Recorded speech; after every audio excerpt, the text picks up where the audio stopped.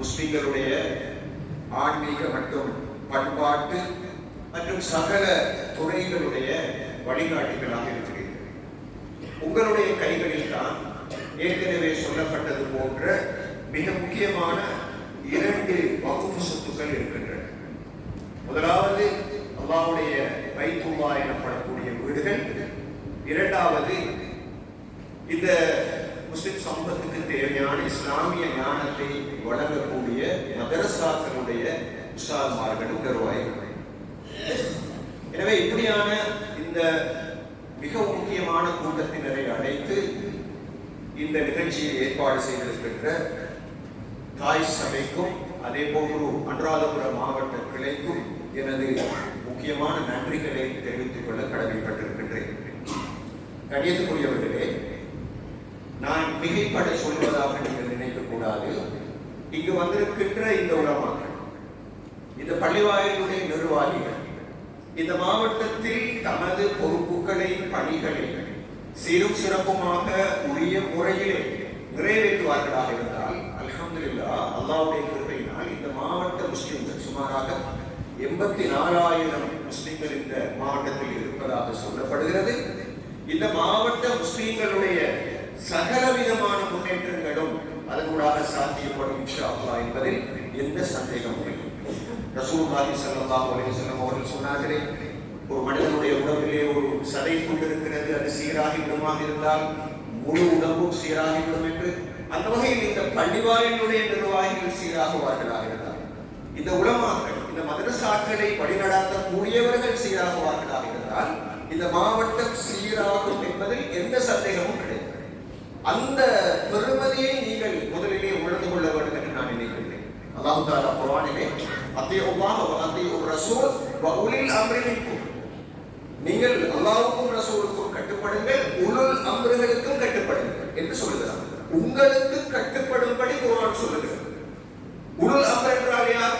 உலமாக்கள், முஸ்லிம் சமூகத்தினுடைய உமராக்கள், தலைவர்கள். நீங்கள் தான் ஊர்களை நிர்வகிக்கிறீர்கள். நீங்கள் தான் இந்த சமுதாயத்திற்கு ஹலாலது ஹராமது ஷிர்கியது பிதஅத் என்று சொல்லப் இருக்கிறீர்கள். எனவே நீங்கள் உலுல் அம்ர்கள், உங்களுக்கு கட்டுப்படும்படி குர்ஆன் சொல்லுகிறது என்றால் உங்களுடைய மகத்துவம் என்ன, உங்களுடைய தரம் என்ன? நீங்கள் அதனை பற்றி சிந்தித்து பார்த்திருக்கிறீர்களா? எவ்வளவு தூரம் நீங்கள் முக்கியமானவர்கள் என்று. இந்த பதவிகளை இந்த பொறுப்புகளை வகிக்கக்கூடிய நீங்கள், முதலாவது நாங்கள் பள்ளிவாயிலுடைய நிர்வாகிகள் இருக்கிறோம். பள்ளிவாயில்கள் குர்ஆனில் என்ன சொல்லப்பட்டிருக்கிறது? அன்னல் மஸாஜித லில்லாஹ், பள்ளிவாயில்கள் அல்லாஹ்வுக்கு சொந்தமானது. அஹப்புல் பிலாதி இலல்லாஹி மஸாஜிதுஹா, அல்லாஹ்வுக்கு மிகவும் விருப்பமான இடங்கள் பள்ளிவாயில்கள். அப்படிப்பட்ட புனிதமான மலக்குகள் பிரசன்னமாக இருக்கின்ற அந்த பள்ளிவாயில்களுக்கு ட்ரஸ்டிகளாக இருக்கிறீர்கள் என்றால், புயூத்துல்லாஹ் என்று ஸல்லல்லாஹு அலைஹி வஸல்லம் அவர்கள் சொன்ன அல்லாஹ்வுடைய மாளிகைகளுக்கு பொறுப்புதாரிகளாக நீங்கள் இருக்கிறீர்கள் என்றால் நீங்கள் எவ்வளவு பெரிய முக்கியஸ்தர்கள், பெருமதியானவர்கள், கண்ணியத்துக்குரியவர்கள் என்று நீங்கள் சிந்திக்க வேண்டும். அல்லாஹ் தஆலா அல் குர்ஆனிலே பள்ளிவாயிலை நிர்வகிப்பவர்களுக்கு இருக்க வேண்டிய தகைமைகளை பற்றி தான் சொல்லுகிறானே தவிர வேறு எந்த நிர்வாகிகளை பற்றியும் வந்து சொல்லவில்லை. அப்படியாக இருந்தால் நீங்கள் யார்? இன்னமா யஅமுரு மஸாஜிதல்லாஹி என்று ஆரம்பிக்கின்ற அந்த சூரா தௌபாவினுடைய வசனத்தில் உங்களை பற்றி தானே சொல்லுகிறார். அந்த பள்ளிவாயில்கள் முஸ்லிம் சமுதாயத்தினுடைய இதயங்கள். ஒரு நாளைக்கு 5 வேளை கட்டாயமாக சுன்னா முஅக்கதா என்ற வகையிலே அந்த பள்ளிக்கு வர வேண்டும். முஸ்லிம் 27 மடங்கு நன்மையை பெற்றுக் கொள்ள வேண்டுமாக இருந்தால் உங்களுடைய பள்ளிக்கு, நீங்கள் நிர்வகிக்கின்ற பள்ளிக்கு தான் வர வேண்டும். வரலாறு நடிகிலும் பள்ளிவாயில்கள் என்பன கலா நிலையங்களாக, ஆன்மீக மனம் பரப்பும் நிறுவனங்களாக, நீதிமன்றங்களாக, படைகளை தயாரிக்கின்ற இடங்களாக என்று எத்தனையோ வகையான பணிகளை மேற்கொண்டு உலக வரலாற்றிலே மிகப்பெரிய பங்களிப்பை செய்த சன சமூக நிலையங்களாக இருந்திருக்கின்றன. அவற்றினுடைய நிர்வாகிகள் நீங்கள். உங்களுடைய பெருமதி என்ன? அந்த நிர்வாகிகளுக்கு எவ்வளவு பெரிய பெருமதி இருக்கிறது, அந்தஸ்து இருக்கிறது, கௌரவம் இருக்கிறது. குர்ஆனிலே அமானிதத்தை பற்றி ஒரு வசனம் வருகிறது. இன்னல்லாஹ யஅமுருக்கும் அன் துஅத்துல் அமானாத்தி இலா அஹ்லிஹா. அல்லாஹ் தஆலா உங்களுக்கு கட்டளையிடுவது நீங்கள் அமானிதங்களை அவற்றுக்கே உரியவர்களுக்கு ஒப்படைக்க வேண்டும். அந்த குர்ஆனுடைய வசனம் இறக்கப்பட்டது உஸ்மான் இப்னு தல்ஹா எனப்படக்கூடிய சஹாபியிடத்திலே ரசூல் ஸல்லல்லாஹு அலைஹி வஸல்லம் அவர்கள் கஅபத்துல்லாஹ்வுடைய திறப்பை ஒப்படைக்கின்ற பொழுது. எனவே கஅபத்துல்லாஹ் என்றால் அல்லாஹ்வுடைய மாளிகை. அந்த மாளிகையின் திறப்பை ஒப்படைக்கின்ற சந்தர்ப்பத்தில் தான் அந்த அமானத்து தொடர்பான வசனம் இறக்கப்படுகிறது. நிச்சயமாக அல்லாஹ் தஆலா நீங்கள் அமானிதங்களை அவற்றுக்கே உரியவர்களுக்கு ஒப்படைங்கள் என்று சொல்லுகின்ற அந்த வசனம் இறக்கப்பட்டிருப்பதில் பள்ளிவாயலுடைய நிர்வாகிகள் தொடர்பாக எவ்வளவு விசேஷம் இருக்கிறது பாருங்கள். அமானிதம் என்றால் அதுதான். அதனால்தான் பள்ளிவாயலுடைய நிர்வாகிகளுக்கு ட்ரஸ்டீஸ் என்று சொல்வார்கள். உமனாஉல் மசாஜித், பள்ளிவாயல்களுடைய நம்பிக்கை பொறுப்பாளர்கள். அமீன், அமானத், இவ்வளவு தூரம் முக்கியமான ஒரு பொருள். நீங்க சாதாரணமானவர்கள் அல்ல. அது சொல்லப்பட்டது போன்று சண்டை பிடிப்பதற்கான இடம் அல்ல. அந்த பள்ளி புனிதமானது. மலக்குகள் எந்த நேரமும் பிரசன்னமாக இருக்கின்ற இடம். நபி அவர்கள் ஹுத்பா செய்த மேடை அங்கு இருக்கிறது. அங்கு ஆன்மீக சூழல் அங்கு இருக்கிறது. அப்படிப்பட்ட இடம் ஒரு ஊரை பொறுத்தவரை அது இதயம். அப்படிப்பட்ட இடத்தினுடைய நிர்வாகிகள் உலமாக்களுக்கு வந்திருக்கிறீர்கள்.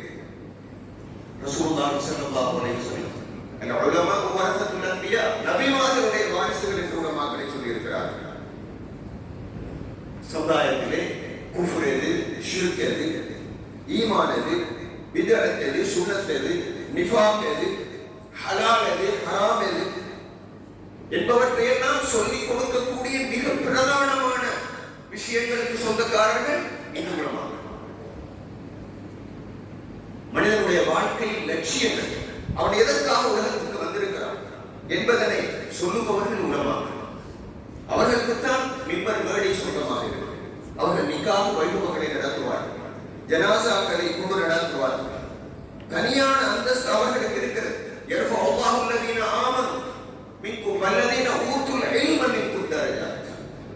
உங்களுக்கு மத்தியில் யாருக்கெல்லாம் ஈமான் கொடுக்கப்பட்டிருக்கிறதோ, யாருக்கெல்லாம் அறிவு கொடுக்கப்பட்டிருக்கிறதோ அவர்களுடைய அந்தஸ்துக்களை அல்லாஹ் தஆலா உயர்த்துவான் என்று அல்லாஹ் தஆலா குர்ஆனிலே சொல்கிறார். எனவே உலமாக்கள், அதாவது நிர்வாகிகளுக்கு அடுத்ததாக இந்த சபையிலே அமர்ந்திருக்கின்ற உலமாக்கள் கண்ணியத்துக்குரியவர்கள், அல்லாஹ் தஆலாவுடைய தரஜாக்கள் பெற்றவர்கள். இமாம் இப்னுல் கய்யிம் ரஹிமஹுல்லாஹ் அவர்கள் தன்னுடைய மதாரிஜுஸ் ஸாலிகீனிலே சொல்கிறார், அல் உலமாஉ ஃபில் அர்த் பி மன்சிலத்தின் நுஜூமி ஃபிஸ் ஸமா. பூமியிலே இருக்கின்ற உலமாக்கள் வானத்திலே இருக்கின்ற நட்சத்திரங்களுக்கு ஒப்பானவர்கள். யாரெல்லாம் இருளிலே தட்டுத்தடமாகிறார்களோ அவர்களுக்கு அவர்கள் ஒளி பரப்புவார்கள் என்று இமாம் இப்னுல் கய்யிம் ரஹிமஹுல்லாஹ் அவர்கள் சொல்கிறார். அல்லாஹ் தஆலாவுடைய ரசூல் ஸல்லல்லாஹு அலைஹி வஸல்லம் அவர்கள் சொன்னார்கள், லைஸ மின் உம்மத்தி மன் லம் யஅரிஃப் லி ஆலிமினா ஹக்கஹு. என்னுடைய உம்மத்தை சேர்ந்தவன் அல்ல என்னுடைய சமுதாயத்தில் இருக்கின்ற ஆலிம்களுக்குரிய ஹக்குகளை கொடுக்காது. இன்று ஆலிம்கள் எவ்வளவு அவமானப்படுத்தப்படுகிறார்கள். பல இடங்களில் அவர்களுக்கு உரிய சம்பளம் கிடையாது, அவர்களுக்குரிய மரியாதை கிடையாது. அவர்கள் சமூகத்திலே இரண்டாம் தரமாக பார்க்கப்படுகின்ற ஒரு சூழ்நிலை காணப்படுகிறது. இவ்வளவுக்கும் பையினதில்லாஹு பிஹி கைரன் யுஃபக்கிஹு ஃபித்தீன். யாருக்கு அல்லாஹ் தஆலா நலவை நாடுகிறானோ அவருக்கு அல்லாஹ் தஆலா மார்க்கத்திலே விளக்கம் கொடுக்கின்றான் என்று ஸல்லல்லாஹு அலைஹி வஸல்லம் அவர்கள் சொன்னார்கள். அல்லாஹ்வுடைய விருப்பத்துக்கு உட்பட்ட மனிதர்கள் அவர்கள் என்ற உண்மையை நாங்கள் விளங்கிக் கொள்ள வேண்டும். எனவே இரண்டு சாரார்கள் இருக்கிறீர்கள். முதலாவது பள்ளிவாயல்கள் மதரசாக்களுடைய நிர்வாகிகள், இரண்டாவது இந்த அல்லாஹ்வுடைய இல்லங்களுக்குரிய பொறுப்புதாரிகள், அதே போன்று உமனாஉல் மசாஜித் எனப்படக்கூடிய இந்த இரண்டு சாரார்கள். உங்களுக்கு முன்னால் முஸ்லிம் சமூகத்தின் சில அவலங்களை முன்வைக்க நான் விரும்புகிறேன். நீங்கள் எவ்வளவு தூரம் அமானிதத்தை சுமந்திருக்கிறீர்கள், நீங்கள் உங்களுடைய பணியை சீரும் சிறப்புமாக நிறைவேற்ற வேண்டியதன் அவசியத்தை புரிய வைப்பதற்கு முஸ்லிம் சமூகத்தை ஒரு குறுக்குவெட்டு முகாம் அடிப்படையில் பார்த்தால் ஈமானுடைய விஷயத்தில் முஸ்லிம் சமூகம் எப்படி இருக்கிறது? முஸ்லிம் சமூகத்திலே நாஸ்திகம் என்ற இறை மறுப்பு மிகவும் வேகமாக பரவிக் கொண்டிருக்கிறது. எக்ஸ் முஸ்லிம்ஸ் என்ற ஒரு சாரார் இந்த நாட்டில் உருவாகி இருக்கிறார். அவர்கள் தங்களுக்கு ஒரு அமைப்பை உருவாக்கி இருக்கிறார். எக்ஸ் முஸ்லிம்ஸ் என்றால் யார்? முன்னைய நாள் முஸ்லிம் ஷியாக்கள் வேகமாக பரவி கொண்டிருக்கிறார், காதியானிகள் பரவி கொண்டிருக்கிறார். முஸ்லிம் அல்லாதவர்கள் முஸ்லிம் சமூகத்தை பற்றி பரப்புகின்ற சந்தேகங்கள் முஸ்லிம் சமூகத்தினுடைய இளம் பரம்பரை, படித்த பரம்பரையுடைய உள்ளங்களிலே ஊடுருவிக் கொண்டிருக்கிறது. தாவாவுக்கான முயற்சிகள் மிகவும் குறைவாகவே நடந்து கொண்டிருக்கிறது. ஈமானை வளர்ப்பதற்கான ஏற்பாடுகள் மிக மிக குறைவாக இருக்கிறது. இது யாருடைய பொருள்? இந்த ஈமானை சமூகத்திலே ஈமானுடைய ஜோதியை ஏற்படுத்துவது யாருடைய பொருள்? உலமாக்களுடைய பொருள், நிர்வாகிகளுடைய பொருள்.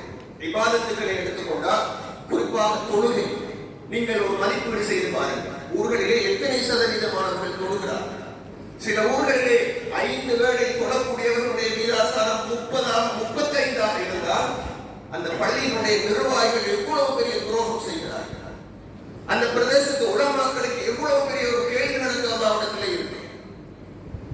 அல்லாஹ்வுடைய நேரடியாக நான் இந்த இடத்திலே ஞாபகப்படுத்த விரும்புகிறேன். எங்களை நம்பி பலர் தங்களுடைய பொறுப்புகளை ஒப்படைக்க இருக்கிறார். அந்த வகையில் ஏற்கனவே பொறுப்புகளை வகித்துக் கொண்டிருப்பவர்கள், நான் சொல்லவில்லை அவர்கள் தான் தகுதியானவர்கள் என்று, இருந்தாலும் கூட அந்த பொறுப்புகளை அவர்கள் வகிப்பதற்கான தகுதி இப்போது இல்லை என்றால் ஒன்றில் அவர்கள் விலகிக் கொள்ள வேண்டும், அல்லது அவர்கள் தங்களை தகைமைப்படுத்திக் கொள்ள வேண்டும். தகைமைப்படுத்திக் கொள்ள வேண்டும். அது தொடர்பான நாலேஜ் அவர்களுக்கு வேண்டும். பொருத்தமானவர்கள் வர வேண்டும். அவர்களுக்கு இஸ்லாமிய உணர்வு இருக்க வேண்டும், ஈமான் இருக்க வேண்டும், இபாதத்து லைனிலே அவர்கள் நல்ல நிலையில் இருக்க வேண்டும், நல்ல ஸ்கில்ஸை அவர்கள் டெவலப் பண்ணிக் கொள்ள வேண்டும், அவர்கள் நல்ல முன்மாதிரியாக இருக்க வேண்டும். அவர்களிடத்திலே உதாரணமாக ஒரு ஊரை எடுத்துக்கொண்டால் ஒரு வருஷத்துக்கு எனக்குள்ள திட்டம் என்ன என்ற ஒரு ஷார்ட் டேர்ம், லாங் டேர்ம் எனக்கு ஒரு திட்டம் ஒன்று தேவைப்படுகிறது. ஒவ்வொரு நிர்வாக சபையும் ஒரு ஷூரா சபை ஒன்றை, ஒரு மஜ்லிஸ் ஷூரா ஒன்றை அமைத்து திறமைசாலிகளிடத்திலே இருந்து அபிப்பிராயங்களை கேட்டுக்கொள்ள வேண்டியிருக்கிறது. அதே நேரம் பரந்த மனப்பாங்கு தேவை. குறிப்பிட்ட ஒரு இயக்கத்துக்கு சார்பானவராக, ஒரு கட்சிக்கு சார்பானவராக, ஒரு கொள்கைக்கு சார்பானவராக அவர் இருக்காமல் பரந்த மனப்பாங்கோடு அனைவரையும் அணைத்துக் கொண்டு போக வேண்டிய ஒரு விஷயம் இருக்கிறது. மிக முக்கியமாக இந்த இடத்திலே பண விஷயத்திலே கவனமாக இருக்க வேண்டியிருக்கிறது. ரசூல் ஸல்லல்லாஹு அலைஹி வஸல்லம் அவர்கள் ஒரு தடவை ஜனாசாக்கள், யுத்தத்திலே கொல்லப்பட்ட ஜனாசாக்களை பார்த்துக் கொண்டிருக்கிறார்கள். அந்த இடத்திலே ஒரு மனிதனை பார்த்து சொல்கிறார்கள், இவர் நரகவாதி என்று. சஹாபாக்களுக்கு ஆச்சரியமாக இருக்கிறது. என்ன காரணம்? அந்த மனிதர் அந்த அங்கே இருக்கின்ற கனிமத் பொருட்களிலே இருந்து ஒரு மேலங்கியை களவெடுத்து விட்டார். அதன் காரணமாக அவர் அந்த மேலங்கியை களவெடுத்ததனால், பொது சொத்தில் இருந்து ஒரு சாதாரண ஒரு ஜுப்பாவை களவெடுத்ததனால் ரதைத்துஹு ஃபின்னார் வஹுவ யல்பஸு அபாஅத்தன் கத் கல்லா, அவர் பொது சொத்திலிருந்து திருடிய ஒரு மேலாடியை அணிந்த வண்ணம் நரகத்தில் இருக்க நான் கண்டேன் என்று ஸல்லல்லாஹு அலைஹி வஸல்லம் அவர்கள் சொன்னார். இந்த ஃபேனாக இருக்கலாம், டெலிபோனாக இருக்கலாம், இங்கு இருக்கின்ற பல்பாக இருக்கலாம், இதெல்லாம் அல்லாஹ்வுடைய சொத்துக்கள், நெருப்பு. அவற்றை மிக கவனமாக நாங்கள் கையாள வேண்டும். கடைசியாக நான் சில அபிப்பிராயங்களை இந்த இடத்திலே முன்வைக்க விரும்புகின்றேன். நான் நினைக்கிறேன் கலந்தாலோசனையின் பொழுது அவை பயன்படும் என்று. நான் சொல்ல வருகின்ற கருத்து, இந்த மாவட்டத்தை பொறுத்தவரையிலே மஸ்ஜிதுகளுடைய சம்மேளனம் ஒன்று உருவாக்கப்பட வேண்டும். டிஸ்ட்ரிக்ட் ஃபெடரேஷன் ஃபார் மாஸ்க் என்று நாங்கள் சொல்லுவோம். கிழக்கு மாகாணத்திலே, குறிப்பாக அம்பாறை மாவட்டத்திலே, வெட்டிக்குளோ டிஸ்ட்ரிக்டிலே இது போன்று பள்ளிவாயல்களுக்கான சம்மேளனம் உருவாக்கப்பட்டிருக்கிறது. அதே போன்று டிஸ்ட்ரிக்ட் ஃபெடரேஷன் ஃபார் மதாரிஸ், இங்கு இருக்கின்ற அரபு மதரசாக்களுக்கு இடையிலான ஒரு ஃபெடரேஷன் உருவாக்கப்பட வேண்டும். அதே போன்று இங்கு இருக்கின்ற ஜகாத் ஃபெடரேஷன்ஸ்கள் உருவாக்கப்பட வேண்டும். அஹதியா ஏற்கனவே இருக்கிறது, சில ஊர்களிலே அஹதியா இல்லை, அது உருவாக்கப்பட வேண்டும். அந்த அஹதியாக்களுக்கு இடையிலும் ஒரு கூட்டமைப்பு தேவைப்படுகிறது. குறிப்பாக இன்னொரு விஷயத்தை நான் சொல்லி முடிக்க விரும்புகின்றேன். நிறையவே ஃபேமிலி டிஸ்பியூட்ஸ் எனப்படக்கூடிய, அதாவது நாங்கள் சொல்லுவோம் குடும்ப ரீதியான பிளவுகள் அதிகரித்து கொண்டு போவதனால் சுல்ஹு சபைகள், அதாவது பிரச்சனைகள் வருவதற்கு முன்னாலேயே எப்படி அவற்றை தீர்க்கலாம் என்பதற்கான நல்ல திட்டங்கள் தேவைப்படுகிறது. அதே போன்று ஜும்ஆக்களை சரியான முறையில் அமைத்துக் கொள்ள வேண்டியிருக்கிறது. குறிப்பாக அகில ஜமியத்துல் உலமாவும் அன்றாதபுரம் மாவட்ட ஜமியத்துல் உலமாவும் கூட பல வேலை திட்டங்களை செய்து கொண்டிருக்கிறார்கள். அந்த வேலை திட்டங்கள் சுமாராக 14 மேற்பட்ட கிளைகள் இருக்கின்றன. அவற்றோடு நீங்கள் இணைந்து உங்களுடைய பங்களிப்பை செய்ய வேண்டும் என்று நான் எதிர்பார்க்கின்றேன். நேரத்தை சுருக்கமாக அமைத்துக் கொள்வதன் காரணமாக எங்களுடைய பொறுப்புகள் எல்லாம் அமானிதங்கள் எல்லாவற்றையும் பெருமைப்படுவதற்கு இல்லை, அவையெல்லாம் சோதனைகள். எனவே நாங்கள் இந்த பணியை செய்கின்ற பொழுது நிச்சயமாக அல்லாஹ்விடத்திலே பெரிய கூலி இருக்கிறது. மன் சன்ன சுன்னத்தன் ஹஸனத்தன் ஃபலஹு அஜ்ருஹா வ அஜ்ரு மன் அமில பிஹா. நீங்கள் ஒரு நிர்வாகியாக இருக்கிறீர்கள், ஒரு பள்ளிவாயிலுடைய ட்ரஸ்டியாக இருக்கிறீர்கள், ஒரு மதரசாவினுடைய ஒரு பொறுப்புதாரியாக இருக்கிறீர்கள் என்றால் உங்களால் நீங்கள் ஏற்படுத்துகின்ற திட்டங்களால் யாரெல்லாம் பயனடைகிறார்களோ அவர்கள் செய்யக்கூடிய அவர்களுடைய பாக்கியங்கள் அனைத்தும் உங்களுக்கு கிடைக்கும் என்ற அந்த புனிதமான எண்ணத்தோடு, தூய்மையான எண்ணத்தோடு உங்களுடைய பணிகளை நீங்கள் செய்ய வேண்டும் என்று எதிர்பார்த்து என்னுடைய நேரத்தையும் கவனத்தில் கொண்டு நான் முடித்துக் கொள்கின்றேன். அல்லாஹ் தஆலா எம் அனைவருக்கும் எமது பொறுப்புகளை மிகச் சரியாக நிறைவேற்றுவதற்கான சக்தியையும் ஆற்றலையும் தர வேண்டும். எங்களுடைய அமல்கள் எல்லாவற்றையும் பொருத்திக் கொள்ள வேண்டும். நாளை மறுமையிலே அவருடைய உயர்தரமான சுவர்க்கத்தை எங்களுக்கு நசீபாக்க வேண்டும் என்று பிரார்த்தித்து எனக்கு சந்தர்ப்பம் தந்தமைக்காக நன்றி கூறி விடைபெறுகின்றேன். அஸ்ஸலாமு அலைக்கும் வரஹ்மத்துல்லாஹி வபரகாத்துஹு.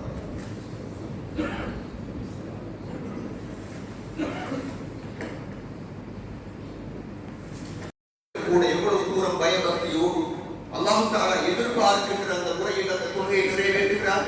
அது வெறுமனே ஒரு சடங்காக நிறைவேற்றப்படுவதை பார்க்கிறோம். அவற்றுடைய நோக்கங்களை புரியாமல் நிறைவேற்றுபவர்களை பார்க்கின்றோம். முஸ்லிம் சமூகத்திலே இன்னும் ஒரு பிரச்சனை பிற கலாச்சாரத்தால் சினிமா, ஹேண்ட்போன், ஆபாசமான காட்சிகளுக்கு அடிமையாக இருப்பது, குடும்ப அமைப்பினுடைய சிதை, broken families. நான் சற்று முன்னால் ஒருவருக்கு அழைப்படுத்தி நான் கேட்டேன், அனுராதபுரம் மாவட்டத்தில் இருக்கின்ற பிரச்சனைகளை பற்றி சற்று சொல்லுங்கள். அவர் மிகவும் பொறுப்புணர்ச்சியோடு சொன்னார், குடும்ப அமைப்பு மிகவும் அதிகமாக சிதைவடைந்து கொண்டு போகிறது. இரண்டு முக்கியமான காரணம், சீரியல்களை அதிகமாக பார்க்கிறார். அந்த சீரியல்களை முன்மாதிரியாக கொண்டு தங்களுடைய வாழ்க்கையை அமைத்துக் கொள்ள பார்க்கிறார். சோசியல் மீடியாக்களின் மூலமாக தப்பான தொடர்புகள் ஏற்படுகிறது. கணவன் நீண்ட நாள் வீட்டை விட்டு தொலைவில் இருக்கின்ற காரணத்தினால் அந்த வீட்டுக்குள் வேறொரு நபருடைய பிரசன்னம் ஏற்படுகிறது. எனவே குடும்ப அமைப்பு சிதைவடைகின்ற தாக்கம் இருக்கிறது என்று சொன்னார். எனவே ஈமானிலே பலவீனம் இருக்கிறது, இபாதத்துகளிலே பலவீனம் இருக்கிறது, பிற கலாச்சார தாக்கம் இருக்கிறது. உங்களுக்கு தெரியும், இப்போது முழு நாட்டிலும் LGBT எனப்படக்கூடிய இஸ்லாத்துக்கு விரோதமான ஆண் பெண் உறவு பற்றிய மிக பிழையான கண்ணோட்டங்கள் பரவி கொண்டிருக்கின்றன. உடைநடை பாவனையை நீங்கள் குறிப்பாக பெண் பிள்ளைகளுடைய உடைநடை பாவனையை எடுத்து பாருங்கள். இதற்கெல்லாம் யார் பொறுப்பு? இதற்கு யார் பதில் சொல்லுது? புதன் கிரகத்திலிருந்து வந்து தானா இந்த மாற்றங்களை செய்ய வேண்டும்? மலக்குகள் தானா வர வேண்டும்? எங்கே உளமாக்கல்? 800 உளமாக்கல் இந்த அனுராதபுரம் மாவட்டத்தில் இருந்து வெளியாகி இருப்பதாகவும் 500 பேர் பதிவு செய்திருப்பதாகவும் சொல்லப்படுகிறது. நூற்றுக்கணக்கான பள்ளிவாயில் இருந்தும் கூட இந்த நிலை எப்படி இருக்கிறது என்று சிந்தித்து பாருங்கள். எமது அரசியலை எடுத்து பார்த்தால் அனுராதபுரம் மாவட்டம், நான் இந்த மாவட்டத்தை சேர்ந்தவர் என்ற வகையில் நான் அன்றாடம் வெளியில் இருந்தாலும் இந்த மாவட்டத்தில் என்ன நடக்கிறது என்பதை பற்றிய ஆர்வம் எனக்கு இருக்கிறது. அரசியல் என்பது சுயநலத்துக்காக இருக்கிறது. நான் அதனை சொல்வதிலே வெட்கப்படவில்லை, பயப்படவில்லை. ஊழல் இருக்கிறது, லஞ்சம் இருக்கிறது, சுயநலம் இருக்கிறது. நாம் ஒரு தேர்தல் என்று வருகின்ற பொழுது நாம் எதற்கு முன்னுரிமை கொடுக்கிறோம்? அங்கு மார்க்கம் பார்க்கப்படுகிறதா, தகைமை பார்க்கப்படுகிறதா? எனக்கு மாமா, எனக்கு சாச்சா, எனக்கு காசு தந்திருக்கிறார், எனது ஊரை சேர்ந்தவர் என்றதானே அளவீடுகளை, அந்த வேல்யூஸை நாங்கள் பார்க்கிறோம். எனவே அரசியல் ரீதியாகவும் நாங்கள் பின்னடைந்திருக்கிறோம். எஜுகேஷன் என்று வருகின்ற பொழுது பெண் பிள்ளைகள் ஆர்வம் காட்டுகின்ற அளவுக்கு ஆண் பிள்ளைகளுக்கு ஆர்வம் கிடையாது. அவர்கள் பைக்குகளிலே ஓடுவதிலும், திரைப்படம் பார்ப்பதிலும், போதை வஸ்துக்களை பாவிப்பதிலும் அவர்களுடைய காலம் சென்று கொண்டிருக்கிறது. இயக்க ரீதியான சண்டைகள் இருக்கின்றன, முழு நாட்டிலும் இருக்கிறது. இருந்தாலும் எமது இந்த பிரதேசத்தில் இருக்கிறது. இங்கு வந்திருக்கின்ற உலமாக்கள், நான் இந்த இடத்திலே வெட்கம் அல்ல, எல்லா முகாம்களையும் சேர்ந்து உலமாக்களுக்கு வந்திருப்பார்களா என்ற ஒரு கேள்வியை கேட்டால் அந்த முகாம் பிரச்சனை இருக்கு, இயக்க சண்டை இருக்கு, அரசியல் சண்டை இருக்கு, காட்டி கொடுக்கின்ற நிலை இருக்கு. பேஸ்புக்கை நீங்கள் எடுத்து பாருங்கள். அண்டை காலங்களில் எப்படியான சண்டைகளுக்கு முன்னுரிமை போகின்றது என்று, எவ்வளவு கீழ்மட்டத்துக்கு எமது ரசனை இறங்கி இருக்கிறது. அல்லாஹ் தஆலா பார்க்கும் போது எங்களுக்கு அல்லாஹ் தஆலா தந்திருக்கின்ற இந்த அறிவு, இந்த அனுபவம், இந்த திறமைகள் எல்லாம் அவன் எங்களுக்கு தந்த அமானியம், ஸ்கில்ஸ் என்று சொல்வோம், நாலேஜ் என்று சொல்வோம், ஈமான் என்று சொல்வோம், எங்களுக்கு தந்திருக்கின்ற அதிகாரம். இவற்றை குரங்கின் கையில் கிடைத்த பூமாலை போன்று பயன்படுத்தக்கூடாது. வறுமை தலைவிரித்து ஆடுகிறது. இலங்கை முஸ்லிம் சமூகத்தை பொறுத்தவரை சுமாராக 60% வறுமை கோட்டுக்கு கீழ் வாழ்கிறார்கள்.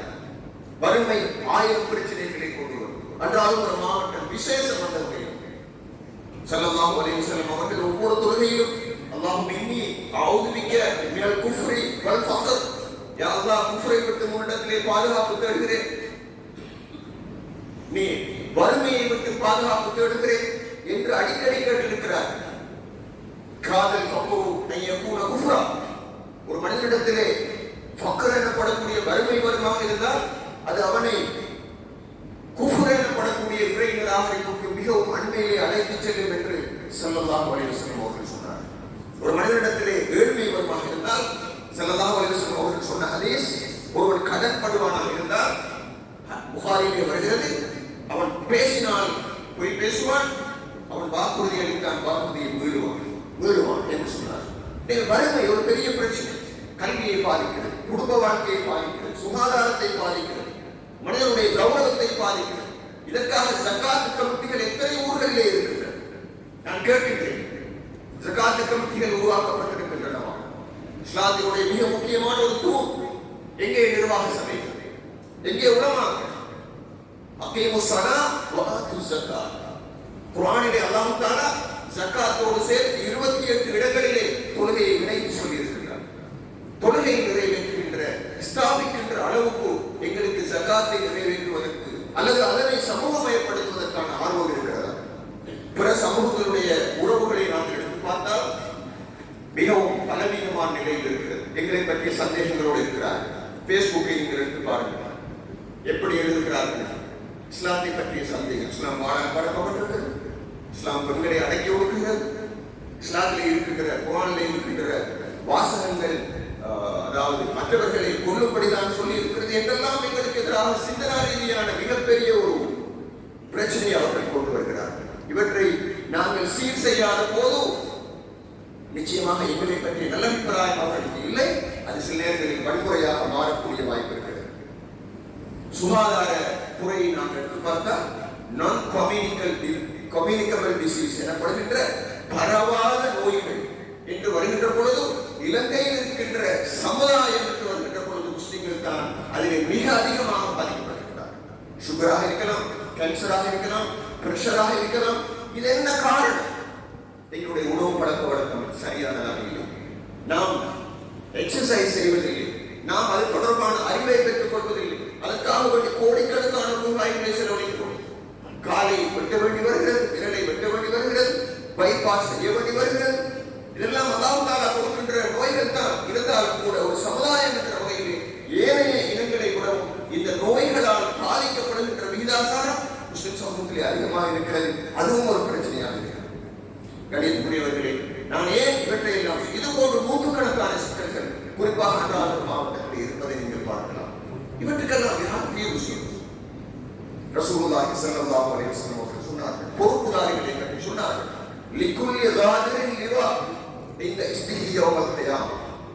இந்த பொறுப்புகளை எடுத்து பள்ளிவாயிலுடைய நிர்வாகி, மதரசாவுடைய பொறுப்புதாரி, ஒரு மதரசாவிலே உஸ்தாதாக இருக்கிறார், ஒரு நிறுவனத்திலே டைரக்டராக இருக்கிறார், ஜமியத்துல் உலமாவிலே ஒரு பொறுப்போடு இருக்கிறார் என்று வைத்துக் கொண்டால் அவர் எதிர்பார்க்கின்ற பணியை சீரும் சிறப்புமாக செய்யாமல் அவர் இந்த உலகத்தை விட்டு மறைவாராக இருந்தால் நாளை மறுமையிலே அவருடைய பின்புறத்திலே ஒரு கொடி நாட்டப்படும்.